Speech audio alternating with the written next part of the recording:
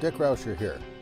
Today we're doing something a little bit different. We're out traveling in our small camper, and we happen to be right now in the Borrego Wilderness outside of Borrego Springs in Southern California. And as you can see, it's a pretty amazing country to be catching up on reading and doing some writing for the blog. Okay, we'll see you back at the rig in the morning, and we'll continue on with the recording of the Happiness Nugget. Okay, welcome back to the Borrego Desert. Today we're going to be taking a look at nugget number 272. What is happiness, and why does it seem to be so elusive for so many of us?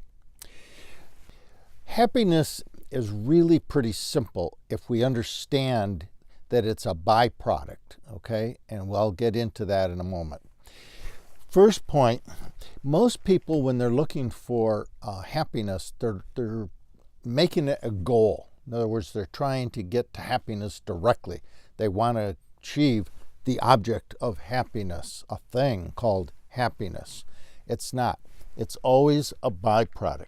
So when we search out in the world for things like a new job or a vacation or a raise or retirement, success, I mean, the list is almost endless as to what people consider to be happiness or what will create happiness. None of that does. I mean, you get a new car and in a week it's an old car, right? So one of the things we need to recognize, and most people who come to life coaching are looking for happiness as a thing, as an object, as something to be achieved, okay? They're searching out in the world for things. Let me go through 4 points. I'll go through them kind of quickly, but the article goes in a little more depth.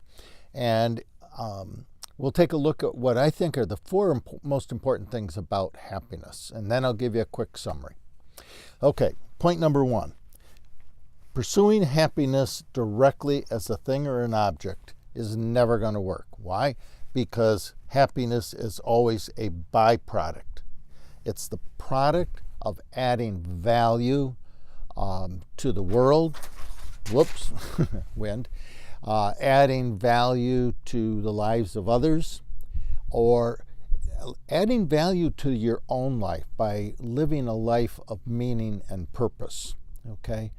So if we're going to be looking for happiness, then we've got to go into the area of byproduct if we're going to achieve it. Secondly, happiness is a choice.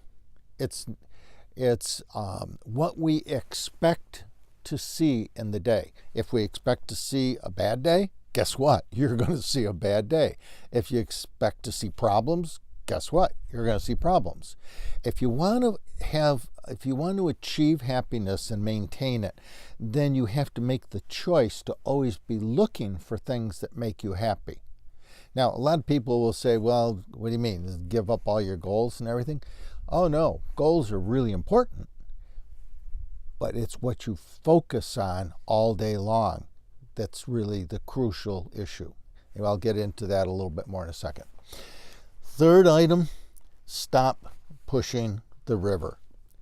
And what I mean by that is that so many people have expectations, beliefs, assumptions about how the world should be. In other words, they're looking at the world through their ego, and the ego knows exactly how the world should be, and when the world isn't the way it should be, then they get unhappy, they get stressed, they get depressed.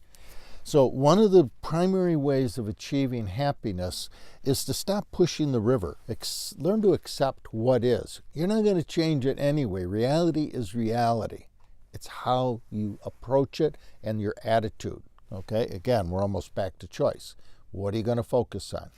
So if we can stop saying what should be and accepting what is, then achieving and maintaining happiness is really going to become quite simple. This is a major issue for most people. Pushing the river and trying to force reality into your beliefs and expectations, what you or your ego thinks should be, okay? And finally, the fourth one is focus on gratitude. So many of us spend our lives focused on what we don't have. We don't have a new car. We don't have a good job. We didn't get a raise. We're not on vacation. I mean, the list, again, is endless.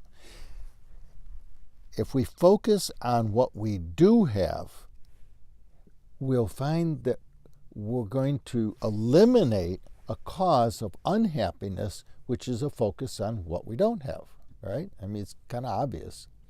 So, to summarize, number one, happiness is not a direct object. You can't get to happiness directly. It's not a thing to be sought or achieved. It's a byproduct. 3, it's a choice. It's a choice as to what we're going to focus on. What we do have, what we don't have. What are we going to look at for the day? Stuff that makes us happy or stuff that makes us unhappy. Okay? Stop pushing the river. Happiness is never going to be achieved until you stop pushing the river. Why? Because the ego is always going to try to make reality conform to its beliefs and expectations, and they will all create massive unhappiness. Learn to be grateful, look for what you do have, and focus on that all day, okay? And then remain awake. And this is probably the most important one. These are ways of seeing the world, to waken up your consciousness so that you are actually doing a good job of approaching happiness. But basically, if you can achieve this way of looking at happiness, then happiness is going to become really effortless, and you'll find yourself living a happy life. Okay, I hope this is helpful for you. I know most of the clients that come for life coaching are all looking to be happy, and this is the kind of material that I try to help people get their heads around. Okay, have a good week. We're about to head out on a hike in those mountains back there that I showed you at the beginning of the article, or beginning of the video, I mean. And we're going to try and do a 3 or 4 mile hike out there, see if we can get to some high ground and get some nice pictures. Okay, have a great week. We'll see you down the road.